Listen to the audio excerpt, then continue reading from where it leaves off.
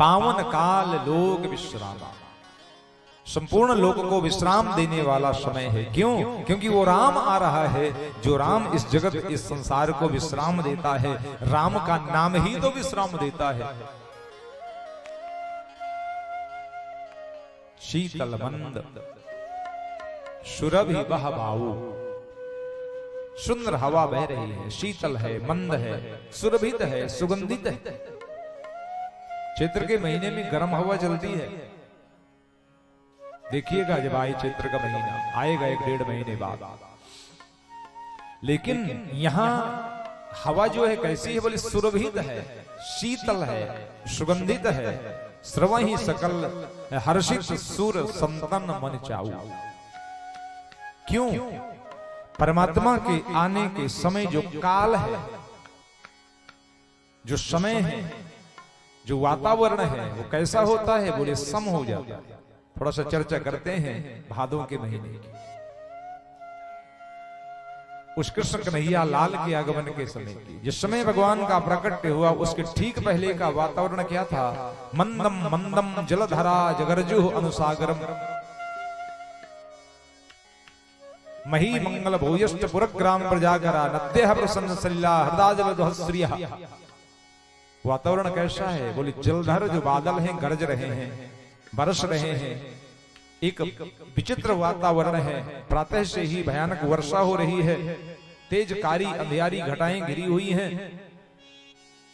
हवा चलती है तो ऐसा लगता है जैसे सांप पुकार रहा हो। बिजली चमकती है तो ऐसा होता है जैसे आग बरस रही हो। बादल गरजते हो तो ऐसा लगता है जैसे पहाड़ से पहाड़ टकरा रहे हो। पानी बरसता है तो ऐसे लगता है जैसे पूरे समंदर का जल आज सब जगह उपस्थित हो रहा है। विकराल वातावरण था भगवान कृष्ण के जन्म के समय के पहले, समय में नहीं, पहले। माता देव की कालकोठरी में पड़ी है, अंधकार छाया हुआ है, विकराल वातावरण है, घनघोर गर्जना हो रही है, घनघोर वर्षणा हो रही है, घनघोर वायु की उत्तेजना हो रही है। लोगों को लगा जैसे आज सब नष्ट हो जाए। लेकिन जहां रात्रि के 12 बजे एक क्षण में समय बदल गया। बादलों का गर्जना बंद हो गया, बिजली का चमकना बंद हो गया, पानी का बरसना बंद हो गया और वातावरण बोले सम हो गया, बराबर मंद हो गया। मंदम मंदम जलधारा जगरजु अनुसागरम, नदियां प्रसन्न हो गई, पर्वत प्रसन्न हो गए, हो गई, आकाश प्रसन्न हो गया। तालाबों में रात में ही कमल खिल गए, जबकि नहीं खिलते, कमल दिन में खिलता है। लेकिन भगवान के आगमन का समाचार सुनकर के दिन रात्रि में ही कमल खिल गए। ये है परमात्मा। अखिल विरुद्ध धर्माश्रयत्वम सह ईश्वरत्वम। जहां संसार के समस्त विरोधी धर्म एक हो जाते हो, वहां ईश्वरत्व का प्रतिपादन होता है। यही दशा यहाँ पर भी है। प्रभु श्री राम का दिव्य प्राकट्य यहाँ पर होने वाला है। उस दिव्य सौंदर्य का दर्शन किया है उन भक्तों ने, उन देवताओं ने, उन ज्ञानियों ने। भगवान के रूप को निहारना चाहते हैं। मध्य का दिवस है, सो अवसर विरंची जब जाना, चले सकल सुरसाज विमाना। देवता तैयार हो करके भगवान श्री राम के दिव्य पावन दर्शन करने के लिए पधारने लगे हैं। समस्त देवगण आज आने वाले हैं। गगन विमल संकुल सूरजूथा।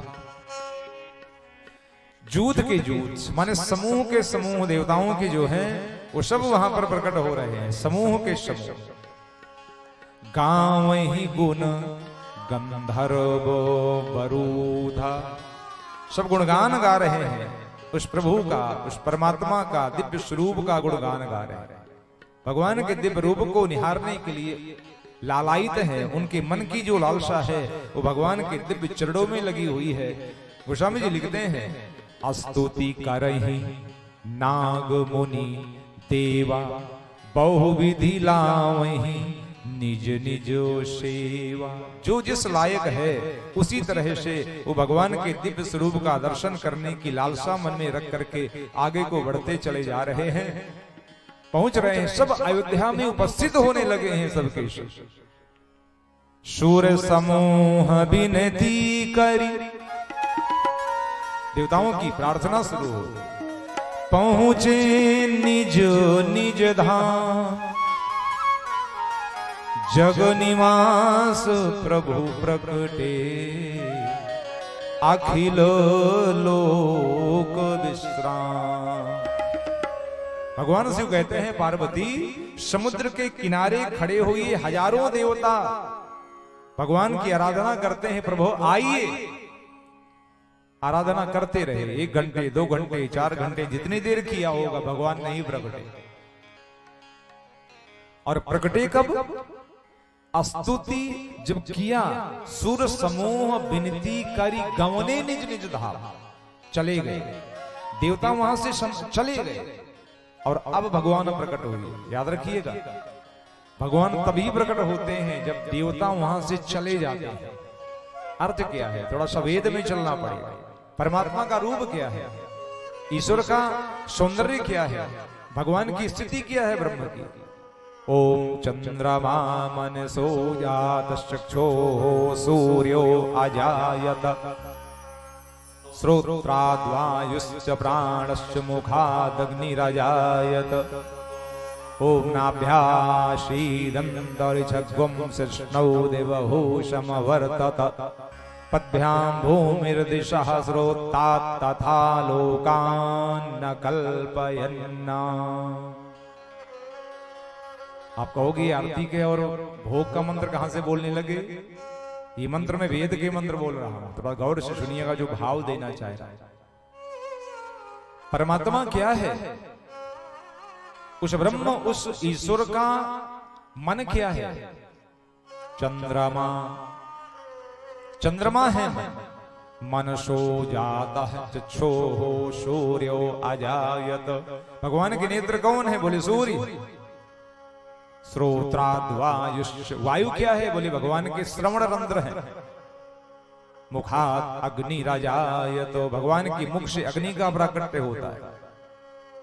यानी जब उन देवताओं ने अपने समस्त स्वरूपों को एकीकृत कर दिया तो उन्हीं देवताओं के रूप से ही परमात्मा का प्राकट्य हुआ।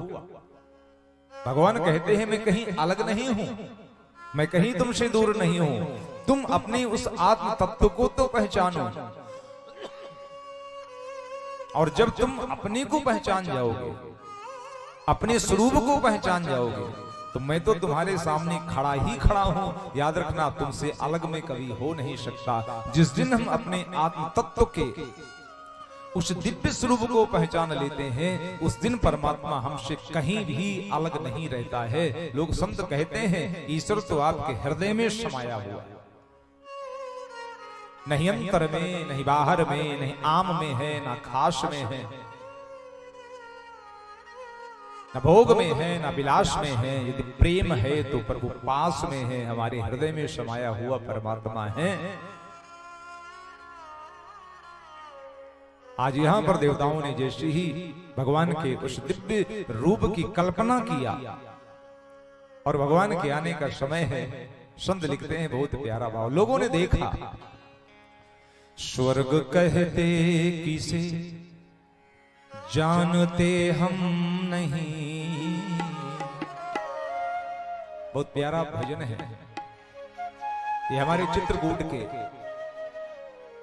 प्रमोद बन के तुलसी पीठाधीश्वर जगत गुरु रामभद्राचार्य जी महाराज का भजन है, उनका बनाया हुआ है। जरा सुनिए इनके शब्दों को और इसके लिटरेचर को।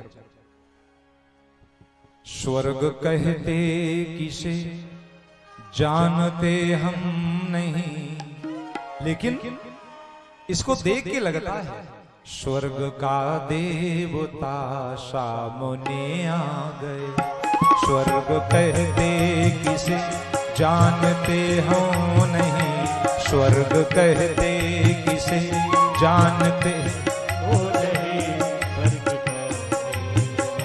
स्वर्ग स्वर्ग कहते किसे जानते हो नहीं, स्वर्ग कहते किसे जानते हो नहीं, स्वर्ग का देवता